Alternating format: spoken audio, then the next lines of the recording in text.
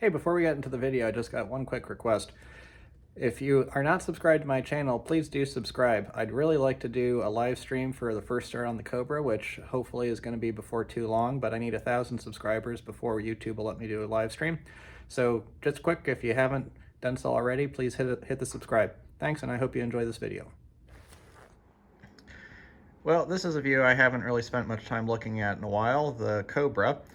Past few months have been really busy with a lot of other things I've had to take care of, and then of course last summer I had the sponsored build on my Harley, so haven't got nearly as much progress done over 2020 and now 2021 that I thought I would. But it's going to be a high of 7 degrees out, and even though the RV has a lot of work I need to finish up on it, I am not interested in working outside, so here I am. I figured that today would be a good day to try to make progress on the electrical in the back. I think it's gonna have been some time ago now, but I decided that I'm gonna have most of the electrical distribution components be back here. So this is a fuse block I got, a couple of higher amperage fuses for the air conditioner and just the main distribution. And then I'm going to put the relays up along this bar here, and then that will work pretty well. I'll have a pass through kind of around where this air conditioning compressor is to run the wires up to the front. By doing it this way, it's going to look a lot cleaner under the hood. There will be some extra wires that I have to run, so a little bit more length, a little bit more weight, but not enough to really matter, especially with how small of a car this is, and I think ultimately this is a better way to go. So what I'm going to do, at least my plan, and we'll see how this works out, is I'm going to put some riv nuts in that top bar there for the relays and plan to attach them that way. That way, if a relay breaks, I don't have to deal with trying to drill out a rivet to get it out. A few places where I used a rivet that I probably should have used a riv nut instead. I was going to go do riv nuts as well for these fuses, but those use 832 screws, and then I just took a look at my riv nut tool kit, and all that it has is, the smallest it has down to is 1024. So won't be able to do those today, but I figure if I can get those relays up and start doing some of the wiring to the relays, maybe even put the battery in and properly wire the new disconnect switch I got, then I think that'll be pretty good and get a whole lot closer to running. So let's get to work. All right, I got my first riv nut in. Sorry for the kind of awkward angle here, it makes it hard to see, but you can see basically all you do is you do a center punch, just like for any rivet. You need to drill a hole big enough for the riv nut to fit through. So for a 1024, a 5/16 hole works just fine. Then once the hole's drilled, what you do, this is the riv nut tool. So you just thread the riv nut on and then squeeze the two ends together. Really not hard at all. So I'm gonna go through, put the first relay in, and then do the rest of them. Or at least I'll do the first 5 total, because turns out I only have 5 riv nuts, so ordered some more on Amazon, but those aren't gonna be here today, obviously. So, all right, let's get the rest of them done. All right, I got the 5 relays in that I can do for the moment. One thing that I did that's gonna help make things a little bit easier, both for keeping myself straight on wiring and then also down the road, is I used my label maker, just label the purpose of each of these relays. Let me talk a little bit about what I'm doing and why. So I've got separate relays for ECU ignition, so this will power the EDIS ignition module, as well as the coil packs. The injectors are fed a positive 12 volts through a relay, and then the ECU fires them by grounding each injector group individually. Then there's the water pump. Remember, I'm running an electric water pump, so I'm gonna have a separate relay for that. And then here I've got the fuel pump. I'm also going to put in a relay for the electric fan, and I may choose to put the headlight relay back here as well. That's one that I may opt to put up front, just because in this case that would be a good amount of extra wire that really isn't all that necessary, so I haven't figured that one out yet. Don't have to make the decision right now since I'm out of riv nuts. And then down here on my fuse block, I then went ahead and printed out labels for what the fuses are going to be, again, to help keep myself straight. Of course, this is how I'm going to mount the fuse block, and then I put all of the labels upside down. But I think I can work with that. One of the things I liked about this fuse block when I chose it was that it also has ground points on it as well. So that'll make some of the wiring easier. So my next step is going to be, I'm going to wire up basically the 85, 86 pins that are going to come. These 4 relays are all going to go to the ignition switch and turn on when the ignition switch is in the on position. So that'll be a single wire from the ignition switch that activates all of them. Then the relays will get grounded to the block. And then the other thing, and then what I'm also going to do is run the power wires from the block to the relays, get those set up, and so then all I'll need to do is get the power circuit get the activation circuit from the front, and then wire whatever that is going to be, and then run the actual power to wherever it goes. Since the fuel pump is back here, I could get that more or less finished up today, and I may choose to do that, but we'll just see how things go. This has been kind of slower, tedious work, probably more than anything because I'm kind of getting back into things, and even though I bought a lot of the stuff already, then you put it someplace, you forget where it goes. So whenever you are doing a bigger project like this and then you stop working on it for a while, it takes a little bit to get back going. So, all right, let's do some more wiring. All right, got started on the wiring here. So you can see what I did for the 4 relays that are all going to be turned on by the ignition switch. I've basically just piggybacked those grounds together. Remember, for a relay activation, you're only talking about maybe a couple hundred milliamps per relay, so this is not a lot of power, even when you combine them all together. And then I was able to put them on a single ground there. Did the fuel pump on a separate ground post. No reason why I couldn't have just combined them together, but I decided not to. Then what I did here was I went through, for each of the circuits, I put in the correct size fuse. Part of that's just to help keep myself honest about what size wire I need to use. And essentially what I'm going to be doing for all of these circuits is I'm going to run 10 gauge wire. And the reason for that is that you see I've got three here that are 20 amp fuses, and so those really should have 10 gauge wire to minimize voltage drop, make sure nothing gets too hot for the run up to the front of the car. The ECU is only 5 amps, and I could opt to go with a smaller gauge wire for that. I don't think I'm going to, simply because the ECU is the one thing you really want to have a good amount of voltage for, have proper voltage rather. And I think it just makes more sense to let that have a thicker wire, just to make sure that I don't have a voltage drop. If I'd wanted to put the relays up front, then I probably could have saved a little bit on some of the wiring and circuitry, like I said before, but I think this will be a nice clean result. So I'm gonna keep on wiring, make each of these individual little runs for each of the relays. Let's keep going. Figured I'd pause here for a second to just show you a couple of things. So a while ago I had installed a battery disconnect switch, and you can kind of see it's right there on the back wall between the driver and passenger seats. And someone who follows my build said, "Hey Ted, that's really not going to do everything you want it to do."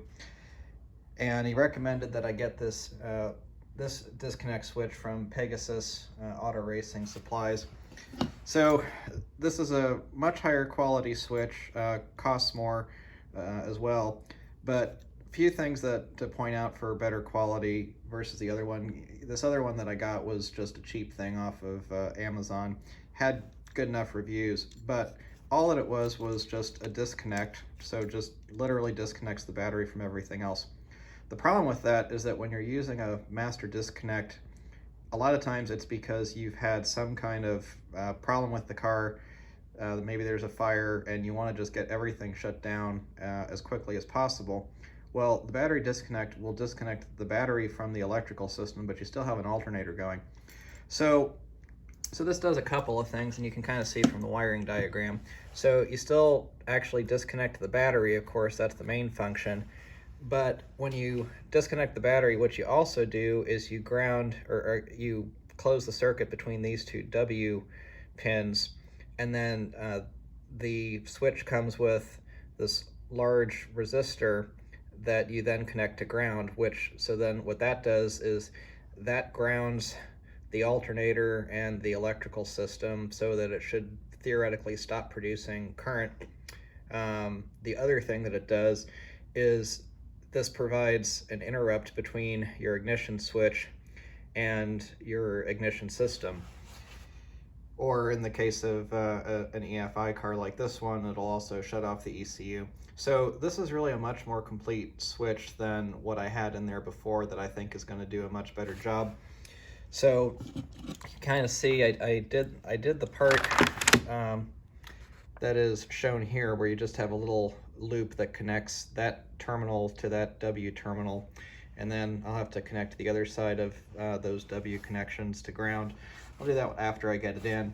But what I also did that I wanted to show, so I made a kind of a piggyback connector for the ground portion of activating the relays, and so this is the same, the relays that are all going to be tied to the ignition switch. So this is the same thing for the positive side, and then the one side will connect to that switch as well. So this is probably also a good time to use some more riv nuts, and conveniently these are 1/4-20s, which I have plenty of, so maybe I'll see if I can't drill the holes back there to mount that, and then get the wiring in. So let's see if I can get that done. Well, I started playing with this and decided I'm not going to put this switch in today, or at least not at this point. Maybe if I have more time than I think I will later. But the hole that's required is a different size, and if you look, you can see that at the bottom this switch is a little bit wider, so it doesn't fit through. And the other thing that came to my mind is that I don't have the sound deadening and then the carpet that I'm planning on putting in. So I think what probably is going to make more sense, since I have a bit of a ways to go anyway, is that I'll just wait until I do those things to install this switch. And if I decide that I want to start the car beforehand, if I got all the other stuff ready, easy enough for me to just wire the appropriate things together. I've gotten the hard part right now of the harness and back. So maybe what I'll do next is move up front and then start to see about running some of the wires back to front where they need to go. All right, so I've made a little bit more progress here. So if you remember from a video from probably sometime middle of last year, when I did the wiring for the ECU, I ended up with 3 wires that were going to have to go to the back. Those are these 3 here.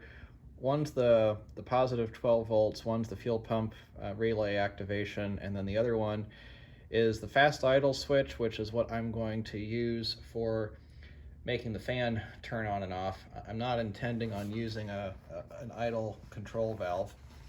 So what I'm doing is I'm just running them along the driver's side. I'm going to end up putting them up by the fuel rail, then go down over the bell housing, and then kind of through the transmission tunnel, then to the back. One thing that I've changed my mind on is I'd said I was going to use 10 gauge wire, which of course was a complete overkill, but just to make the point, I really should have bought more kinds of wire. I bought some 10 gauge, 16 gauge, and 18 gauge, and I don't know why I didn't buy 14 and 12 as well. I have some 14 gauge wire around, but I really should have bought some 14s and some 12s as well. But if you take a look, this is 16 gauge, maybe 18 gauge.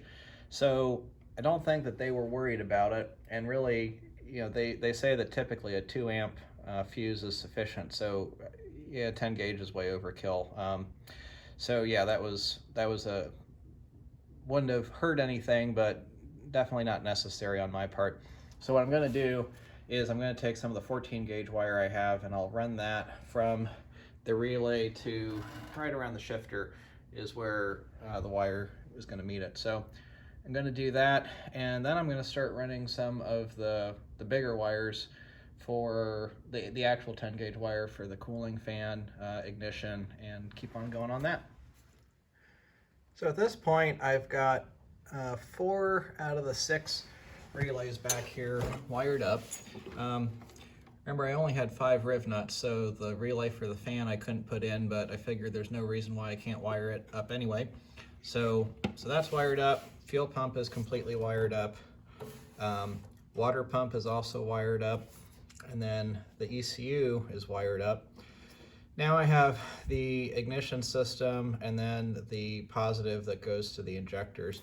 So I'm wiring these a little bit different. I'm wiring the injectors a little bit differently from how the micro squirt manual says. It says to have the injectors on 2 separate fuses. I'm not quite sure why that is. I'm just going to be, it's probably so that you can use thinner wire. I'm just going to go with a single relay, single fuse. I'm going to go with a 20 amp fuse and run 10 gauge wire up to the front. Ignition system also, that's 20 amps, going to run the 10 gauge wire up to the front. I've been using crimp connectors for what I've done up until this point today. I think for the ignition and the injectors, I'll still use a crimp connector in the back here, but up in the front, I'll get out the soldering iron and solder those together. Both of those are going to be a little bit more involved because there's multiple connections that I have to splice together.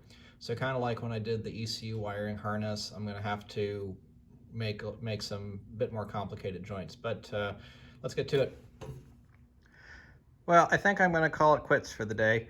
I didn't do the injector wiring all the way. What I did was I got the 10 gauge wire up from the back for it, but I decided I just didn't feel like soldering all 8 of those injector wires together with the appropriate splices and all of that at this point in the day. It's starting to get a little bit late. I did get the ignition wiring done, however, so got the wire up from the back for that.